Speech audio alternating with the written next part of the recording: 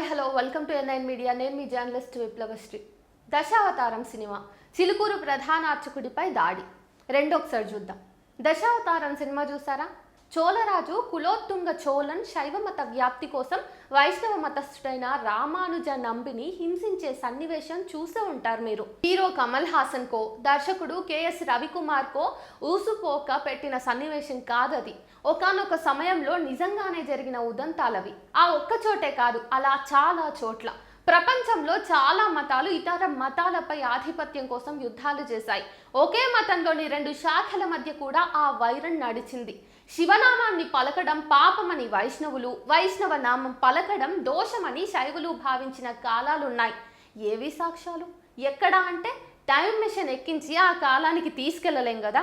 మేం శివుణ్ణి గౌరవిస్తాం కానీ పూజించం అని చినజీఆర్ స్వామి చెప్పిన మాటలు దీనికి తర్కాణం. మతాలన్నీ శాంతియుతంగా ఉంటాయనుకోవటం మన అమాయకత్వం. హింస కూడా మతంలో ఒక భాగమైపోయింది. మతంలో హింస ఉంటుందనేది చెప్పేందుకు మాత్రమే ఈ సినిమా ఉదాహరణగా చెప్పబడింది. ఇప్పుడు చిలుకూరు బాలాజీ ఆలయ ప్రధాన అర్చకుడు రంగరాజన్ పైన, ఆయన కుమారుడి పైన జరిగిన దాడి ఎందుకు జరిగింది? శ్రీరాముడు పుట్టిన ఇష్వాకు వంశస్థుడినని చెప్పుకునే రామరాజ్యం ఫౌండేషన్కు చెందిన వీర రాఘవ రెడ్డి తన 20 మంది అనుచరులతో కలిసి రంగరాజన్ ఇంటికి వచ్చాడు. రామరాజ్య స్థాపనకు ఆర్థికంగా మద్దతు ఇవ్వాలని కోరాడు. వాళ్ళకు నచ్చలేదో, వాళ్ళ ప్రతిపాదన నచ్చలేదో కానీ దానికి రంగరాజన్ అంగీకరించలేదు. చెప్పింది వినకపోతే ఈ ప్రపంచంలో చాలా మతావలంబికులు చేసిందే ఆ రామరాజ్యం వాళ్ళు చేశారు. రంగరాజన్ను కొట్టారు, తన్నారు, బెదిరించారు. అడ్డొచ్చిన ఆయన కొడుకును కొట్టారు. విషయం పోలీసుల దాకా వెళ్లడంతో వాళ్ళు వీరరాఘవరెడ్డిని అరెస్ట్ చేశారు. మిగిలిన వారి కోసం గాలిస్తున్నారు. రామరాజ్య స్థాపకులు ఇప్పుడు ఊళ్ళు పట్టుకుని తప్పించుకుని తిరుగుతున్నారు. రామరాజ్యము, పరలోక రాజ్యము, మతరాజ్యం, దైవరాజ్యం ఏవైనా ఇంతేనండి. బలవంతంగా బెదిరించి, భయపెట్టి, ఇబ్బంది పెట్టి కొట్టి రెచ్చేదే తప్ప అందులో శాంతి అంటూ ఏమీ ఉండదు. మతం కేంద్రంగా జరిగే పనిలో మనం మంచి వెతకాల్సిందే తప్ప అందులో ఏ మంచి ఉండదు. అన్నదానాలు, రక్తదానాలు అంటూ చెప్పుకునే పనులను అనేక స్వచ్ఛంద సంస్థలు మత ప్రస్తావన లేకుండానే చేస్తున్నాయి. మత ధోరణి ఎప్పటికైనా ఆధిపత్యమే.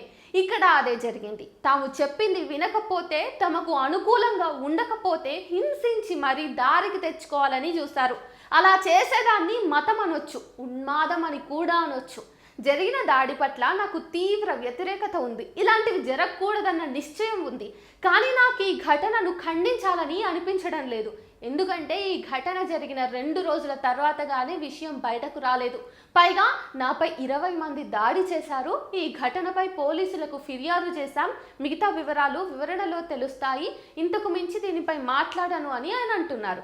ఇవన్నీ చూస్తే రేపు ఇదంతా ఏమీ జరగలేదు, అంతా మార్ఫింగ్ వీడియోలు అనే వాదన ఒకటి తెరపైకి రావచ్చు కూడా. లేదా మతాధిపతులంతా కలిసి ఒత్తిడి తెచ్చి మరీ ఆయన చేత అనిపించవచ్చు కూడా. లేదంటే మేము ఒకటే, మాది ఒకటే మతం, మరి ఈ కేసులు ఎందుకు అనే మత సౌభ్రాతృత్వ ధోరణి ప్రదర్శించవచ్చు. ఇప్పుడు ఈ దాడిని ఖండించి ఆఖర్లో అప్పుడు వెర్రి పుష్పం అవటం నాకు ఇష్టం లేదు. నేను ఆరోపణలు చేయడం లేదు, జరుగుతున్న విషయాలను విశ్లేషించి చూసుకుంటున్నానంతే. కానీ దాడి జరిగాక పోలీసులే ఎందుకు స్పందించారనేది నాకు అర్థం కావడం లేదు. అర్చకుడికి ఏదైనా జరిగితే దేవుడు స్పందించొద్దా? మన కష్టాలన్నీ భగవంతుడు తీరుస్తాడని చెప్పే అర్చకుడు తన మీద జరిగిన దాడికి మాత్రం పోలీసుల దగ్గరికి వెళ్ళడం ఏంటి? పోలీసులు నిందితుల్ని పట్టుకోవడం ఏంటి? ఆయన మీద దెబ్బ పడగానే అక్కడ ఆ దైవం ప్రత్యక్షం కావాలి కదా, దుష్టుల్ని సంహరించాలి కదా. మన అనారోగ్యం పోగొడతామనే పాస్టర్లు వాళ్ళకు జబ్బులు వస్తే ఆసుపత్రుల్లో చేరడం ఏంటో. దేవుడు మాలాంటి వారి కోసం రాడు సరే, ఎల్లప్పుడూ దైవ సేవలో ఉండే వారి కోసమైనా రావాలి కదా. రాడా? ఏంటో మరి. అన్నట్లు ఇదంతా ఇతర మతాల కుట్ర. వీరరాఘవరెడ్డి అసలు పేరు వేరే, అతను వేరే మతం వాడు, అలా వేషం వేసుకుని వచ్చాడు, వారి వెంట ఉన్నవారంతా ఆ మతాలకు చెందిన వారే అని ఇంకా ఎవరు ప్రచారం మొదలు పెట్టలేదా? పెడతారేమో, కామెంట్ చేయండి. లేక ఈ దాడిని సమర్థించే కథలు రాస్తున్నారేమో చూడాలి మరి. ఇంతకీ ఈ ఎపిసోడ్ అంతా మీకు ఎట్లా అనిపించింది? కామెంట్ చేయండి.